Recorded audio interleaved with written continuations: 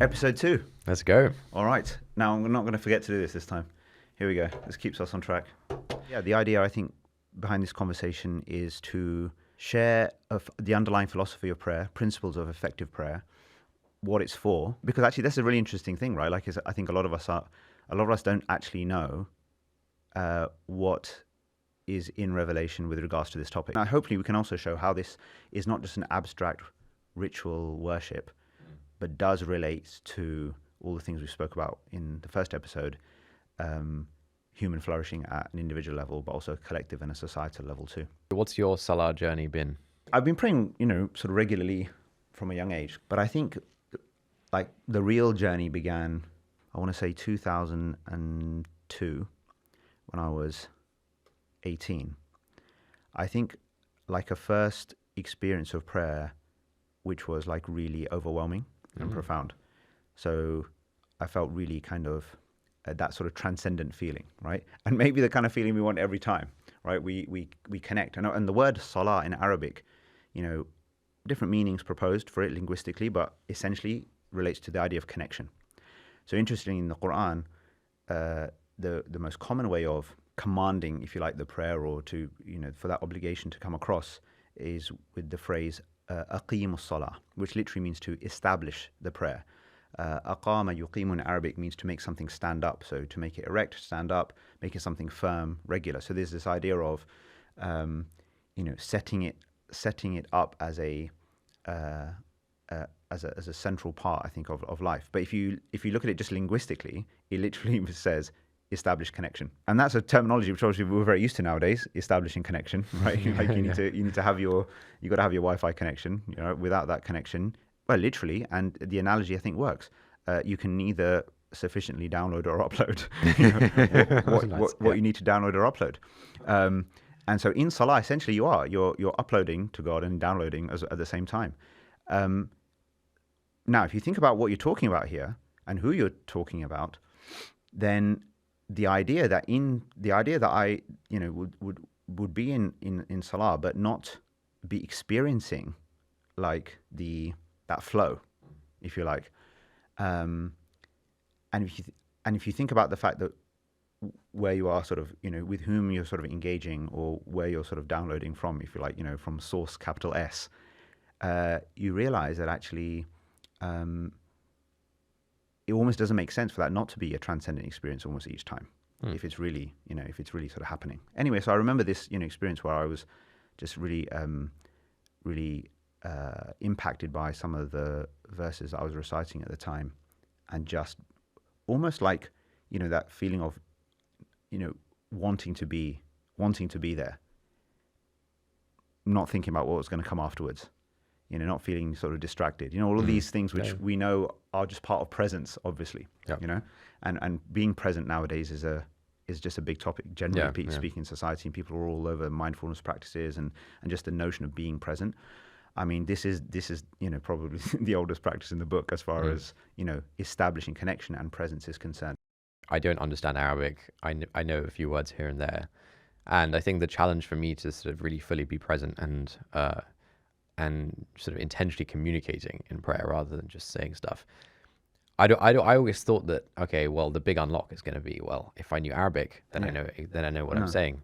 Yeah, I don't think so. That's a big part of it, but I don't think so. I think, first of all, of course, we'll come to this, but at the time of Revelation, everybody knew Arabic, but people's prayer is still criticized, and they are chastised for the way they show up in prayer. And there's lots of really interesting things we can talk about there. But also, I think even knowing Arabic from a young age, I think then what really kind of hit me subsequent to that, and again later then, in my 20s, again, I think coming to a much more conscious realization of the possibility of knowing the literal meaning of the words, but not expressing them in a meaningful way. But then it was just also this realization, it's like when as you grow up, you realize that, not everyone's had the experience that you've had, right? Now you have a whole sea of people who have no idea about the Arabic, admirably sort of, being there, showing up, turning up for their prayers, so that's something to be celebrated, obviously. But at the same time, then I was thinking, well, what do people think they're saying or doing, And there's particular phrases actually in the prayer, so specifically, when we sit down and we say at-tahiyyatu lillah was-salawatu wat-tayyibat, like this opening phrase, where even despite having sort of learned Arabic and stuff, like it only hit me sort of later on, like have I really sort of processed this? Yes, like what exactly am I saying here? And that particular phrase is a really, really profound, which I think most people would admit that in saying it, they really are not present to what they're saying. I mean, that's what you can say about all of the phrases. That particular phrase is almost it's offering greetings or compliments to God. It's almost the equivalent of us saying assalamu alaikum to each other, but that's not an appropriate thing to say. Peace be upon you is not an appropriate thing to say that way, because he himself is as-salam, if you like, the source of peace. And so what's the equivalent that you would offer? Well, it's tahiyyat. Tahiyya literally means greeting, right? So you were saying greetings or compliments to God, basically. The kind of thing that a subject of the king would say, having come into the court of the king, right?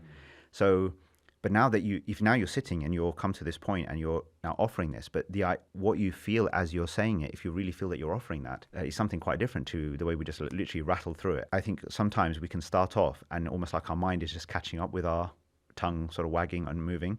So we only kind of come into a sense of consciousness. Maybe in the sitting position, people only start to become a bit more conscious when maybe they're raising their finger and declaring, the sort of the oneness of God, etc. All of that stuff. So I think this is the key thing. I think just the realization for most people, for viewers, for listeners, to to think about. Okay, look, when I'm saying what I'm saying in prayer, firstly, could I even know literally what I'm saying, the translation of it? That's number one. Secondly, if I do know the literal translation, when I'm saying these things, is my emotional state and the state of mind, just the feelings that I have, are they related to what I'm saying, right? And one thing that really doesn't get addressed, I mean, I haven't heard ever addressed by anybody on the topic of salah, which is the issue of tone, right? Like in communication, as we're communicating now, tone is critical. If I was speaking monotonously throughout this whole thing, like you think, there's something wrong with me, it would also suggest that I'm just saying the words for the sake of saying the words. I'm not really bothered about how it's coming across. But actually, I'm not even thinking about how it's coming across, really. I'm just kind of it's coming from a natural, hopefully, a natural place and a genuine place of just caring caring about what I'm saying, respecting you and your presence. Yeah, you're channeling your intention and exactly what you want to say. Right, exactly. You're not thinking about it and figuring out your tone. You're just channeling, right? Exactly, because there is an automatic appreciation and understanding of what you're trying to say, who you're trying to say it to.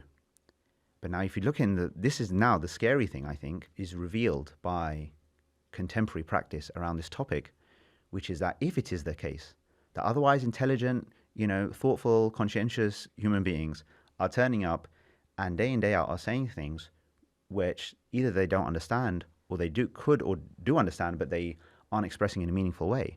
What does that say about how seriously, like where this practice really fits in your order of priorities? And more importantly, what does it say about what you really think about who you're talking to? So is God actually just this abstract idea over there, about whom we talk in theoretical terms? And, and in response to some arbitrary command, we are just sort of going up and down like yo-yos, saying some words, almost in this kind of mystical way. Or are we experiencing a sense of divine presence before us where we feel that actually expressing or channeling this meaning or intention is being actually received, heard, and even responded to? This point reveals so much, right? Because the fact that this is an issue, the fact that for most people it takes somebody to say it to them before they realize, right? Like, it literally, I mean, I've experienced that now, and I have the experience of having countless like pieces of feedback. Like literally sometimes people in their 60s, 70s, 80s telling me like they just wish they had like heard some of this stuff, much, much earlier. Right? Because they've been going robotically through decades of practice. And all of a sudden there's this wake-up moment. You realize now when you go through the Quran, central to the whole thing, and even in certain prophetic narrations, there is no arguing the point that this is the single most important thing that we need to give attention to.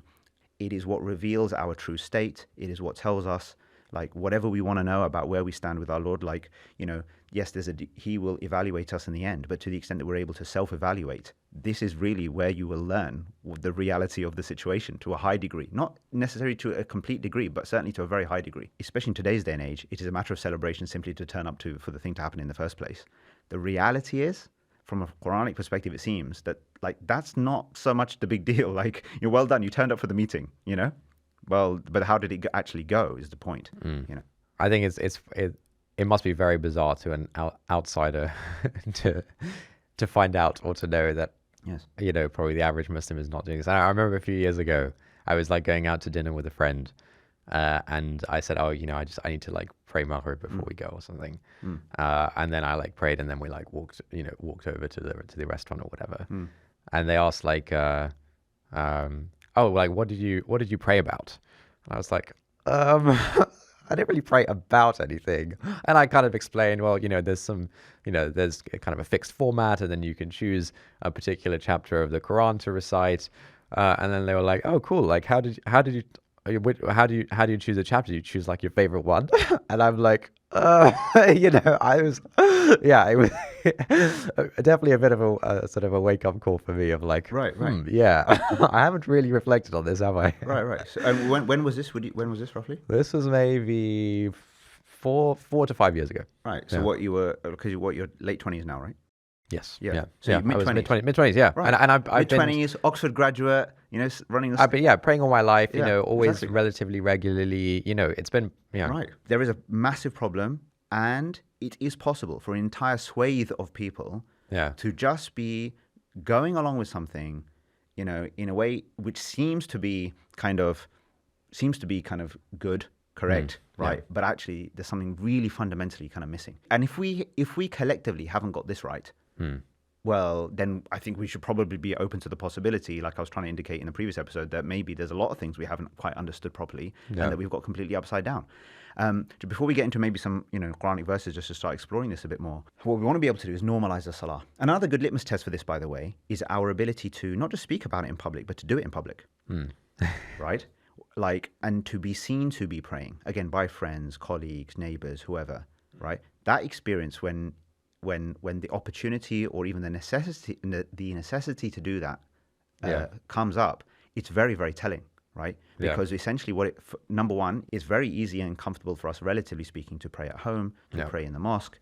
Okay, now you're in the park, right? And now prayer time has come. What do you do? Now you're at work. How do you talk about it with your colleagues? If your boss or your colleague with whom you work on a day-to-day basis could sit and observe you in the prayer room, right? Just to then how would you feel about yourself, your relationship with him or her or whatever, what's going on, right? Either the shyness around it, with not just with the prayer, obviously, but what precedes it, so the act of the ablution or the wudu, right? And being seen to wash ourselves, right? Many of us, we choose to go into the disabled toilet to go and wash ourselves when we're in public because we don't want to be seen. Yeah, we'll say it's about, something else, but actually the sinks there are usually typically really small and not convenient. And everybody knows you need a big sink, you need a big sink. So it's like, I don't want to be seen to be doing this because I look and feel odd. But it speaks of the lack of confidence we have, the fact that it hasn't settled or embedded itself sufficiently within our psyche and in line with our a duty really that we have to then again convey the message, because it's just good for me. It's just good for me. The notion is that this is good for people.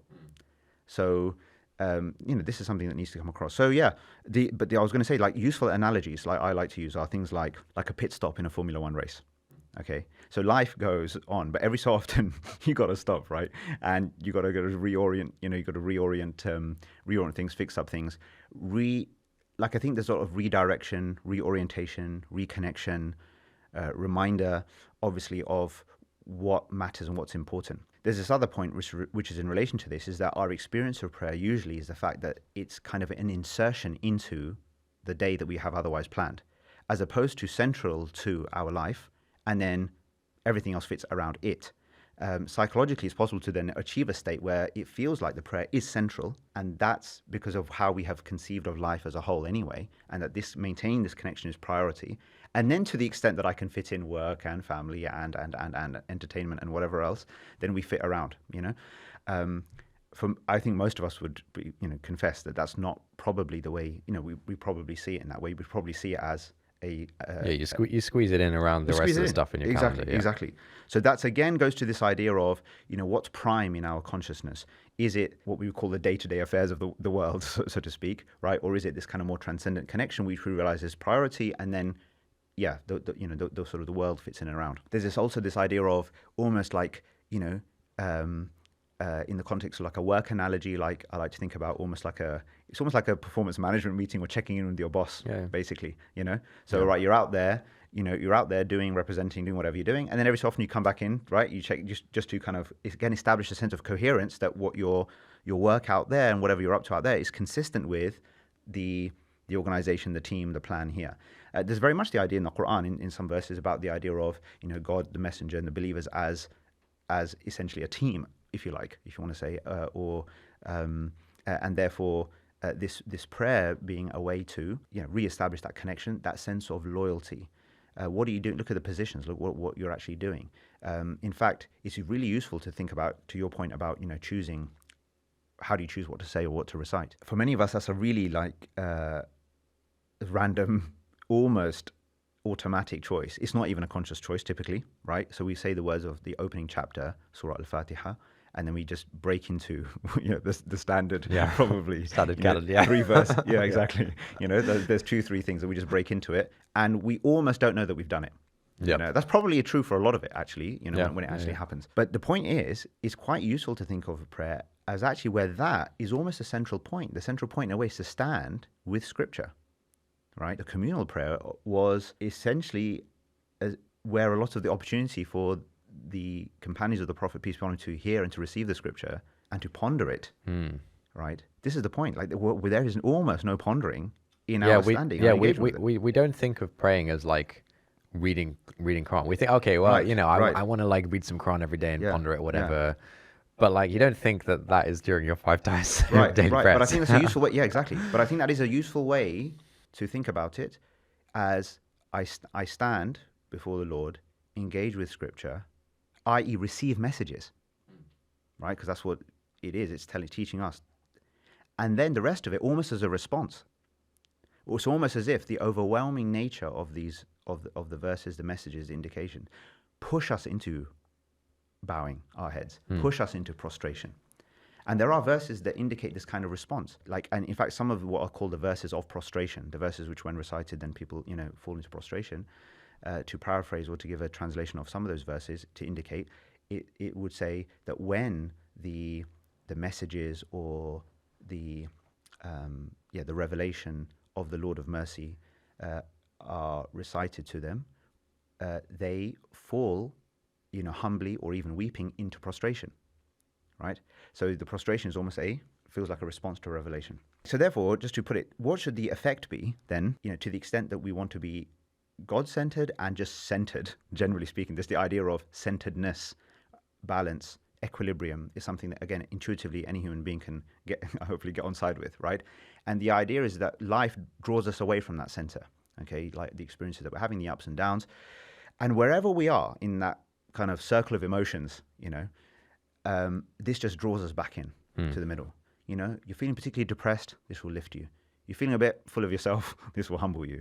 You're feeling, so whatever it might be. Yeah, I think as the hours go by in the day, we just accumulate so much psychic junk, whether that's anxieties about the future, worries about the past, etc. Forgetting what's important. Yeah. And so, definitely good to have the sort of check in every few hours. No, exactly. So it's reset. Yeah, absolutely. And it's funny because as I've been teaching this topic over the years, and in a culture or an environment where there's now a lot more talk about the mindfulness, presence, meditation.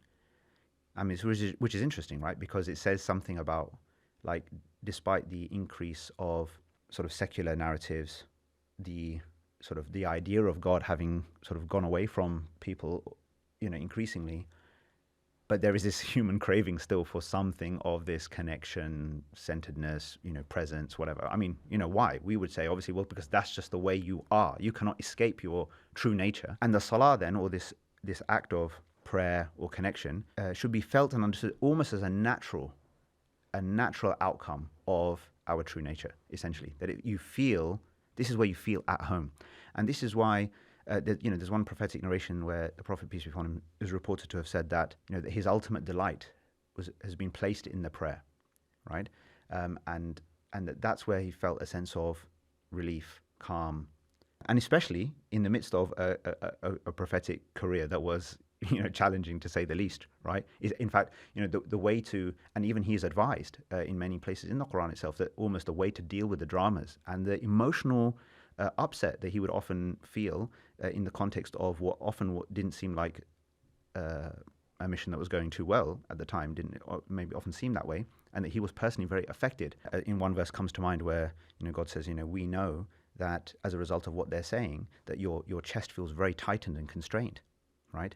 But then the advice a few verses later is, fall into prostration, like as in find your sense of peace there. So whilst going into that humbling position, you really elevate yourself. I mean, it's very powerful, man. Like in terms of, what we can achieve through this is really phenomenal. But it remains distant for a lot of us. Central to the whole project essentially is this.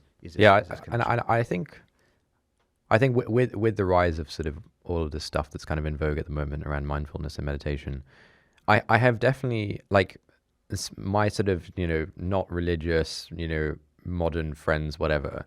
Like people definitely see the value for I think more than one sort of friend of mine has said, man, you guys have like a really good thing going with the 5 times daily prayer. Like that seems great if like you're kind of ordering your life around that.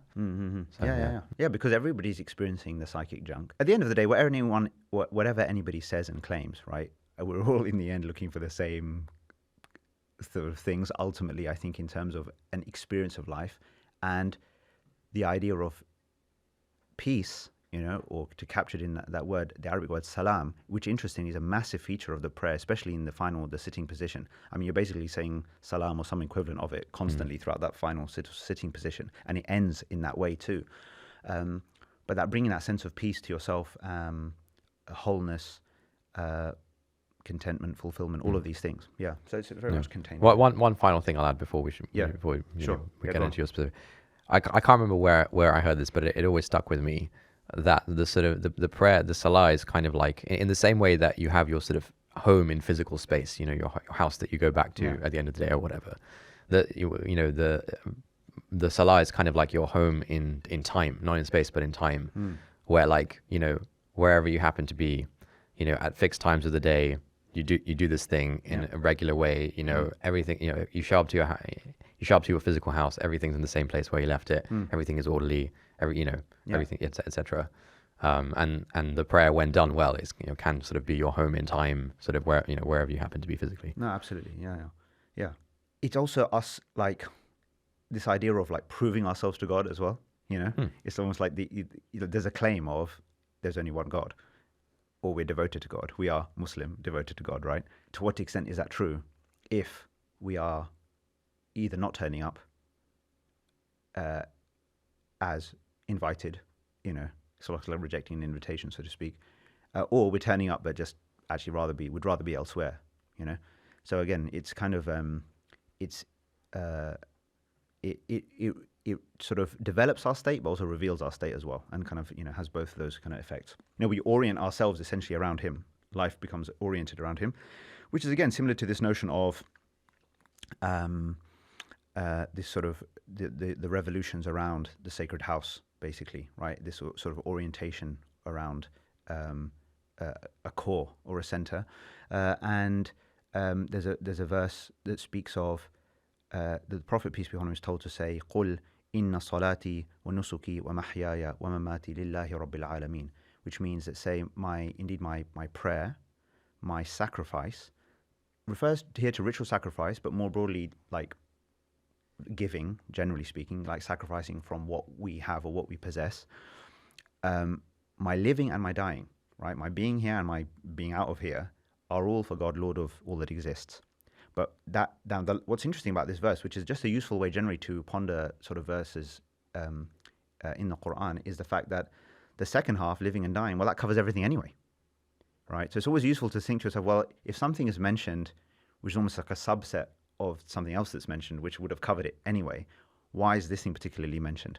And you find that a lot with Salah and Zakat as well elsewhere. But it actually starts here. So it's almost as if it starts here. So if you want to get to this kind of state where your entire life is a labor of love for your Lord, a life of devotion, it starts here. This is the cornerstone. And without the cornerstone, obviously, nothing, you can't rebuild. And we speak of it obviously as a pillar. There's the idea of the 5 pillars, but there is also the idea in one narration just literally saying that this is the central as-salatu imaduddin, like it is the central pillar of the faith, of the way. It's critically important, and maybe what we can do is we can explore some verses that just indicate or give us an idea of like what's in the Quran itself on this topic, because I think that will just unpack more of this. Is that good? Yeah, I'm sold on praying. Tell me how to do it. Oh, another analogy I have to say is this idea of plugging your phone in to charge up, right?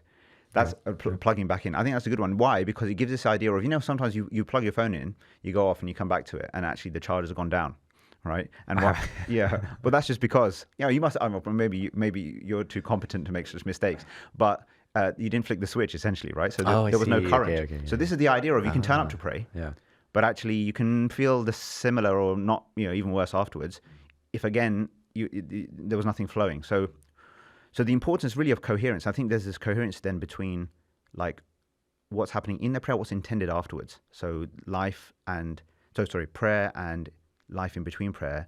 The idea is also to start to establish a coherence, whether you feel like you're going in the same direction, as opposed to this idea that prayer feels like it's competing with the rest of life. So in this previous analogy that we gave about pit stops, the point of the pit stop is so that the race can continue well. It's not that I've kind of gone off somewhere else. I've just come back for this random thing and now I've gone off. It's not a distraction. It's aligned. So there's a coherence between each prayer adds momentum and direction to a life then which should be orienting itself in such a way that is consistent with what is being done and said in the prayer. So that takes us to one verse about the point of prayer, or one phrase I should say, Inna salata tanha anil fahsha'i wal munkar. So the idea that prayer prevents immorality and wrongdoing, generally speaking. And there's another verse which talks about generations after the various generations of prophets, talking about فَخَلَفَ مِن بَعْدِهِمْ خَلْفٌ أَضَاعُوا الصَّلَاةَ, that generations came afterwards. These various prophets are mentioned. The generations came afterwards who أَضَاعُوا الصَّلَاةَ, they caused their prayer to go to waste. وَاتَّبَعُوا الشَّهَوَاتِ, and they followed their desires basically, meaning that base human instinct desire became the basis upon which like life became oriented, as opposed to this act of prayer itself. So there should be effective prayer at an individual and collective level should result then in a high moral standards, high ethical standards. Now, that may not happen, and so we can't necessarily judge the effectiveness of this by the reality of any one individual, right? Because we will all have sometimes prayed and then done terrible things, or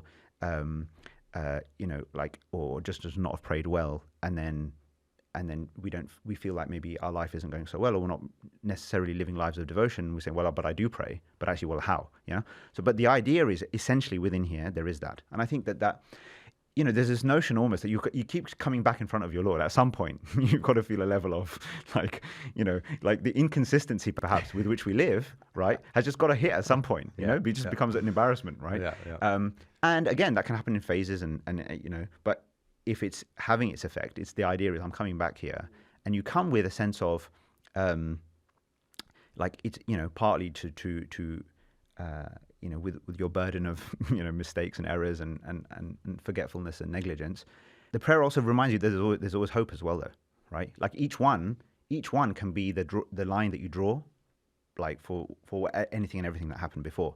So this idea of the constant possibility of redemption, of getting back in, no matter how many prayers have been missed, what terrible things have been done or said, right? The idea is that the possibility of redemption exists with every single prayer. I think it's a very powerful notion. I should say more broadly, of course, that one of the foundational verses that establishes the point of prayer itself, really interestingly, and this opens up a broader idea here, is in God's address to Moses at the beginning of the 20th chapter, towards the beginning of the 20th chapter.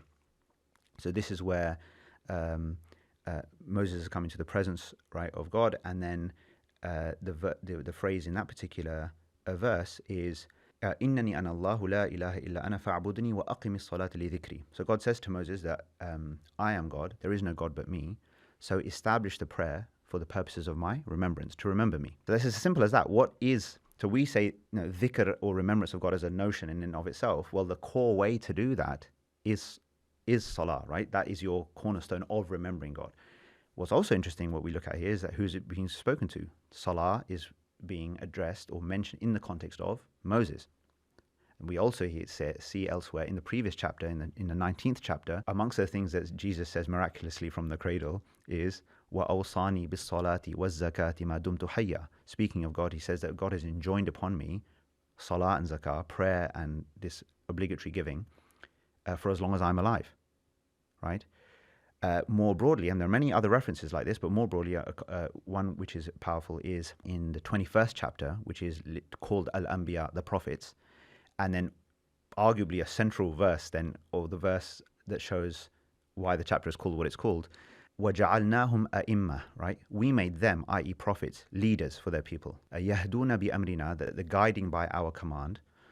وَأَوْحَيْنَا إِلَيْهِمْ فِعْلَ الْخَيْرَاتِ, and we inspire them to doing good works. وَإِقَامَ الصَّلَاةِ وَإِيتَاءَ الزَّكَاةِ, establishing prayer and giving zakah. وَكَانُوا لَنَا عَابِدِينَ, and they were true worshippers of us, basically. So again, this is a comprehensive summary of they, the prophets, generally speaking, salah and zakah being core to their call, right?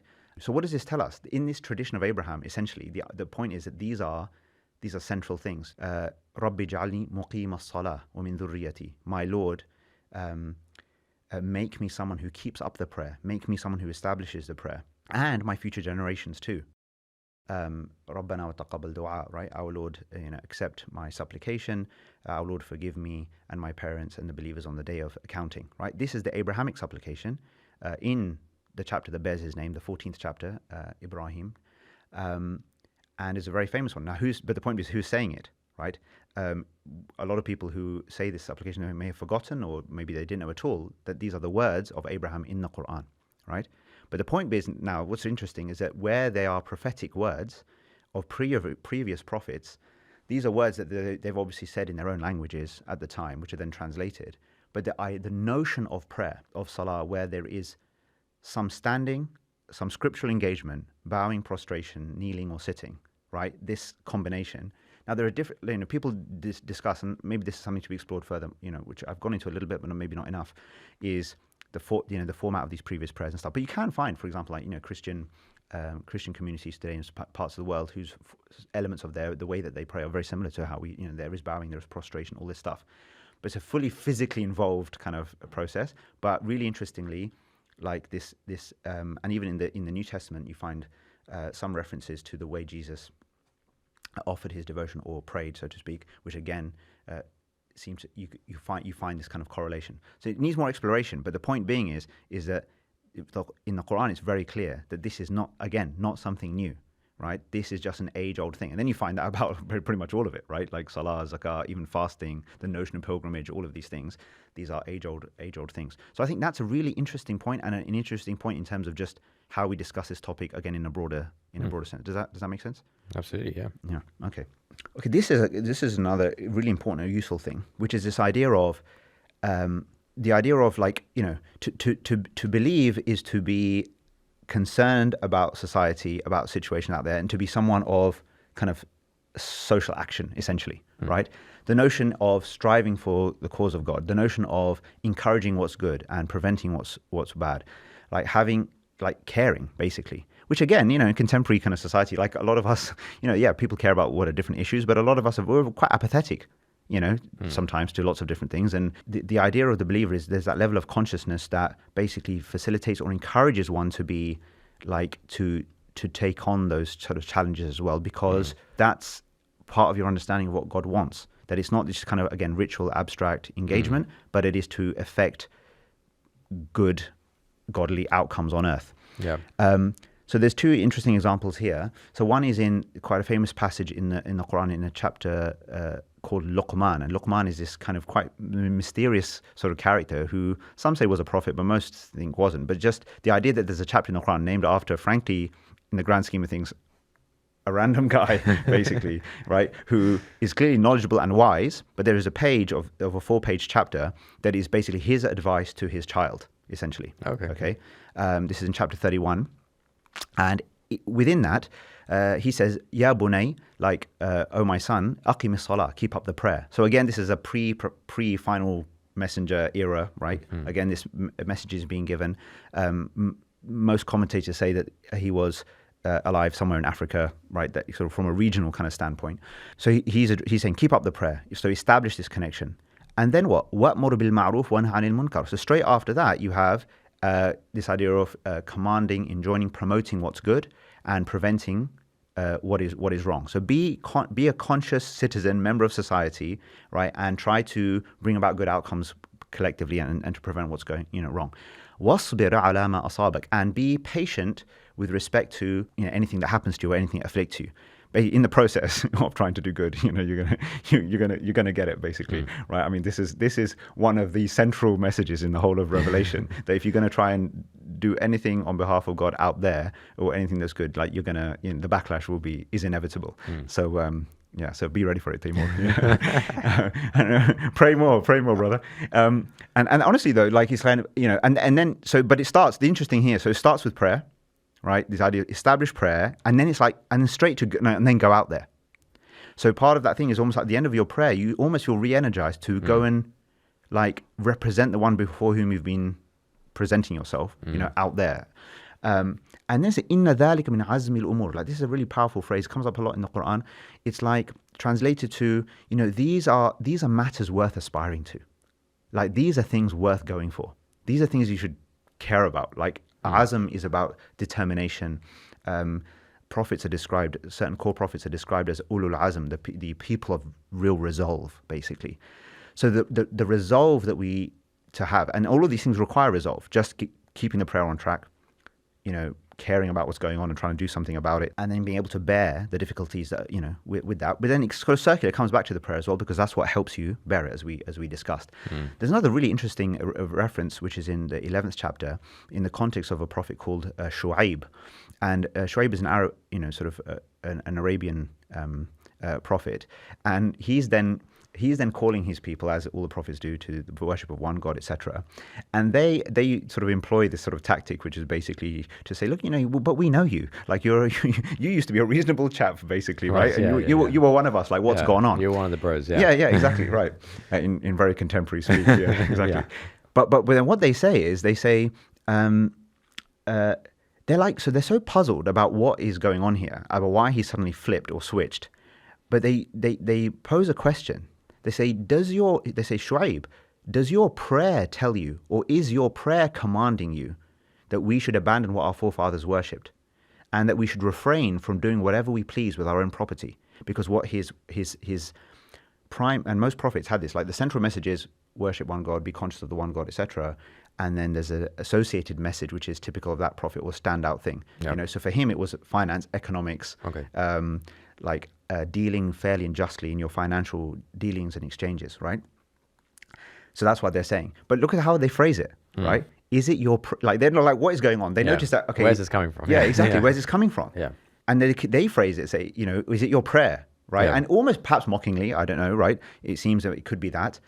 But the irony of it is actually yes. The answer is yes, it's from the prayer. From the prayer is this motivation to advocate.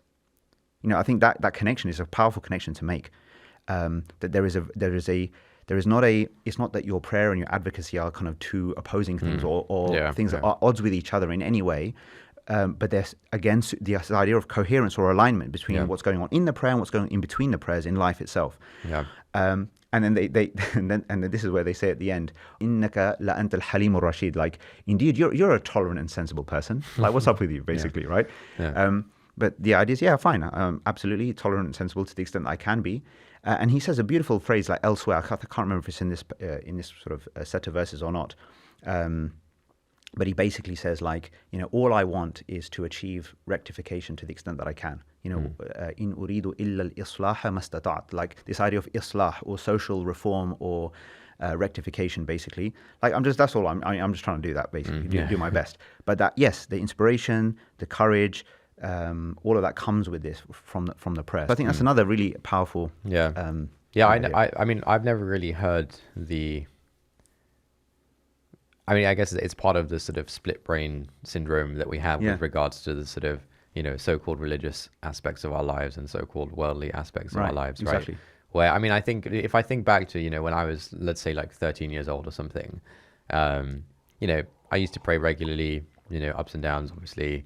And sometimes like really devotedly. Like if I wanted something, if I had exams coming up, if I wanted something, man, like I don't know if I reached that level of devotion today, right? Like I was, I didn't know what I was saying, but I was really devoted. Yes, interesting. But my conception of what I was doing was basically, I mean, I think I understood, look, I don't know what I'm saying, but like, I think I understood, yeah, it would be better if I knew what I was saying, if I like, understood the Arabic or whatever, or like tried to learn the meaning. I think I had some sense of that. But my sense was like, look, at the level I'm at, which I can, let's call it like level 0, where you don't know what you're saying. The way I conceived of what I was doing was, hey, look, I'm giving up my time, in devotion to God, right? And then after the prayer, you make your dua, you make your like supplications, and then like, I ask for some stuff, and it's a give and take, right? That was kind of how I sort of thought about it. But the prayer itself was, I mean, almost this purely metaphysical. It was purely kind of detached from like the worldly part of my life. It was like this kind of side thing I was doing that that was this otherworldly thing. And then hopefully I get some nice worldly rewards. Right.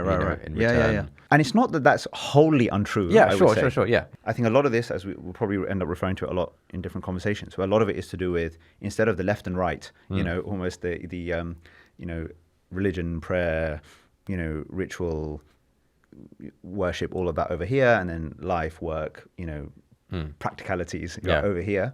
And we're kind of moving between these states. It's very much this idea of the God-centeredness brings in the prayer-centeredness, and then from this, all of the other bits come.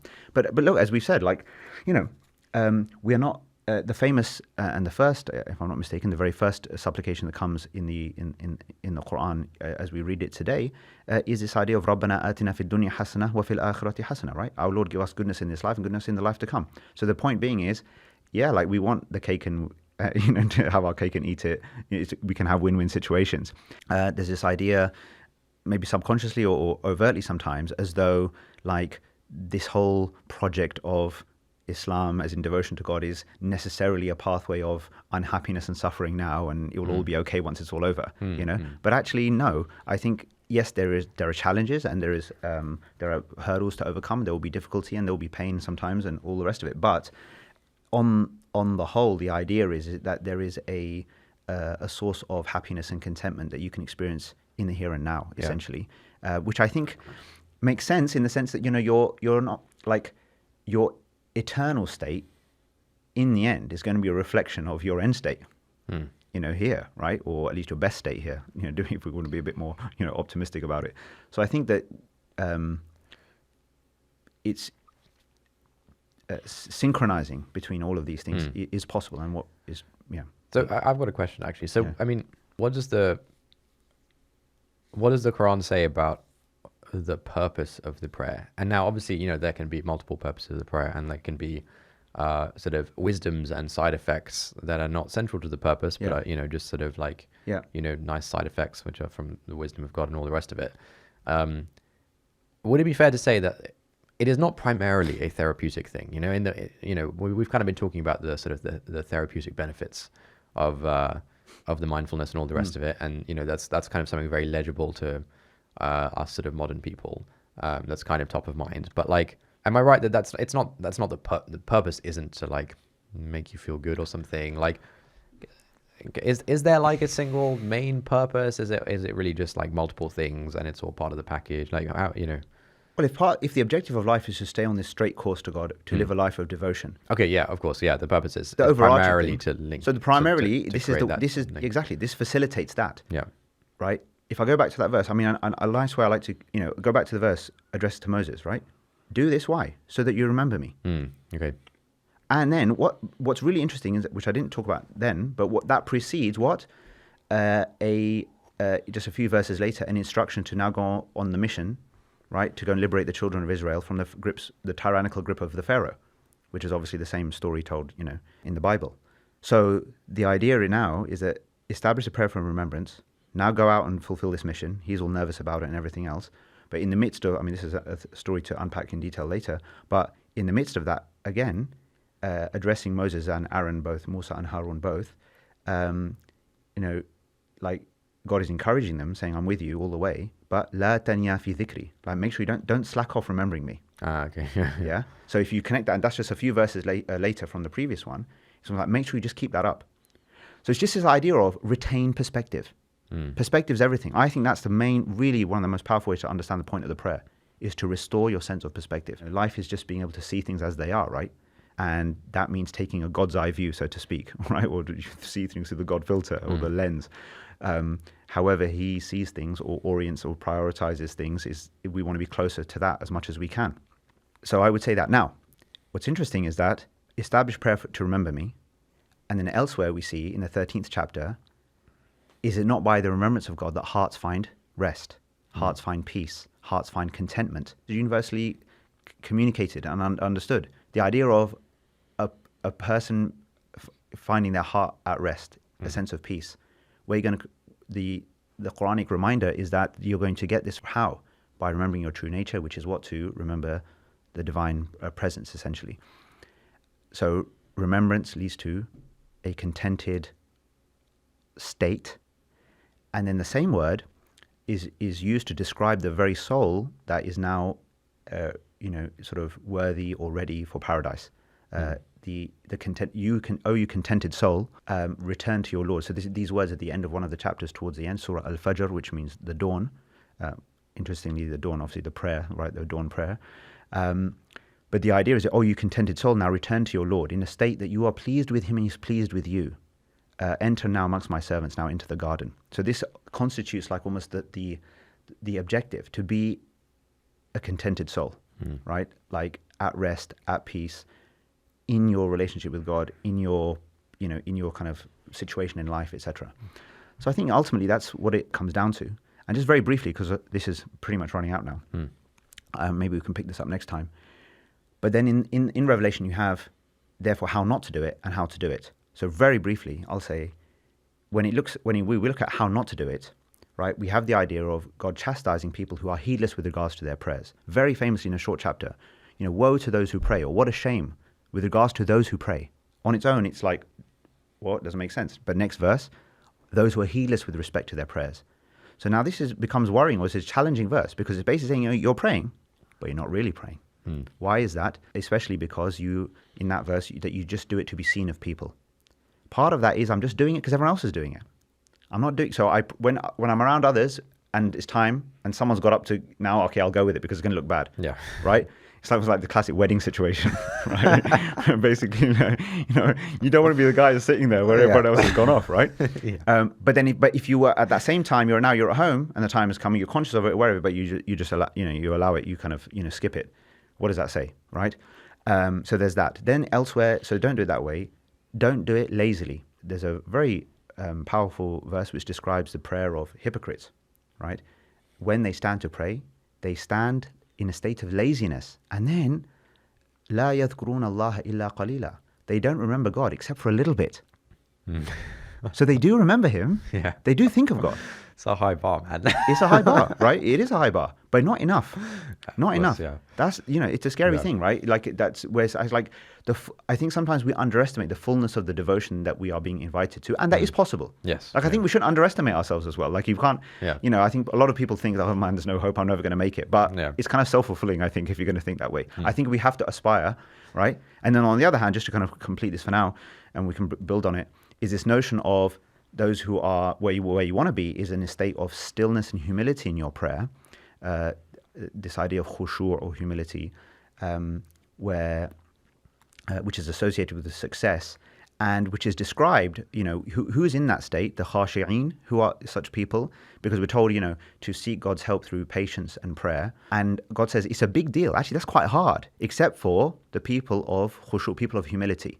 Who are they? Those who think that they're in a meeting with their Lord and they have a conviction that they will return to him, right? So this idea that you feel this real engagement, a real sense of engagement, it's not an abstract thing. I'm communicating in a real way, to a real being. It's sort of being received, as we said right at the beginning, messages are going back and forth essentially. I can draw inspiration from this, and that's possible, right? And this ultimately, this can change a person's life. I mean, if you really work on this, And as that per that verse, this is something to be aspired to. In some ways, it's not an exaggeration to say that this should be the number one priority. Like, we talk about priorities and ordering priorities and to-do lists and whatever else. It's like, actually, this investing time outside of the prayer, because as with anything else, right, you want to get good at the thing, right? Yeah, you got to do the thing, but you got to also invest time outside of the thing, learning about the drills, thing. Yeah, exactly. So that when you go into it, right? And this is what we can maybe pick up in subsequent discussions, because there are just more of the practicalities. But hopefully we've left, viewers or listeners with an idea that there is something powerful here, something to be aspired to, something to be experienced, which goes perhaps a lot deeper than we are used to. And it's no good anymore to, or inexcusable, I would say, for somebody to now be just sort of rattling through, not paying attention to what they're saying, or not making an effort, as we have made it effort with so many other aspects of our lives, to actually invest the time and energy and effort to making this into a transformative experience, which it's intended to be. Excellent. Cool. Yeah, well, one thing that's just dawned on me is, now that we're doing this show and, we're spending an hour talking about the prayer. Now, that would be really bad if I didn't do it properly. Well, no, that's right. No, that's right. That's right. I think one of the difficulties or challenges of public engagement and communication is obviously where your own standards are. Yeah, exactly. And no doubt, you open yourself up to being a massive hypocrite, right? No, of course. Yeah. But at the same time, it's like, maybe we'll just finish with this. The reality is, whether we do it publicly or not, when we actually pray, what do we say? In one of the words in Surah Al-Fatiha or phrases is, "You alone we serve." We literally say it as a matter of truth, right? So the point being is, forget the public anyway. It's like the idea is we're saying that directly upwards, fair enough, and then we fall short. But the point is, I think we're sharing it in the spirit of, actually, I'm not, I have sometimes struggled to live up to this standard, even though I know it is the standard. So I'm not conveying it as me as the example. I'm also conveying the principles. But yeah, absolutely. No, for both of us and anybody that's listening, unfortunately, the pressure's on now. Yeah, so, you just spent it out listening. Yeah, absolutely. No, we have to do our best, obviously, to live up to whatever it is that we're saying. So hopefully we can get some help with that. Yeah. All right, cool. Thanks a lot for this. Hopefully it was useful, and look forward to the next one.